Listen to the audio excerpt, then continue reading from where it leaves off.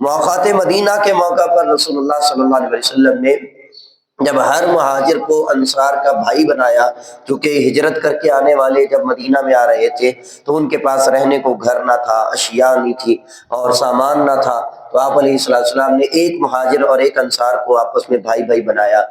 سب کو بنایا، لیکن حضرت مولا علی کرم اللہ وجہ الکریم اکیلے رہ گئے۔ فرمایا اے علی تو خوش ہو جا، تو دنیا میں بھی میرا بھائی ہے، آخرت میں بھی میرا بھائی ہے۔ حضرت مولا علی کرم اللہ وجہ الکریم کون ہے جن کے بارے میں رسول اللہ صلی اللہ علیہ وسلم نے ارشاد فرمایا انا مدینۃ العلم والی بابھا، میں علم کا شہر ہوں اور علی جو ہے وہ اس کا دروازہ ہے۔ اگرچہ یہ حدیث بڑی طویل ہے جس میں رسول اللہ صلی اللہ علیہ وسلم نے یہ بات ارشاد فرمائی کہ انا مدینۃ العلم، میں علم کا شہر ہوں، ابو بکر سقفھا، ابو بکر جو ہے وہ اس کی چھت ہے، عمر حیطانھا، عمر جو ہے یہ اس کی دیواریں ہیں، وہ عثمان جدارھا، اور عمر جو ہے وہ اس کی بنیاد ہے اور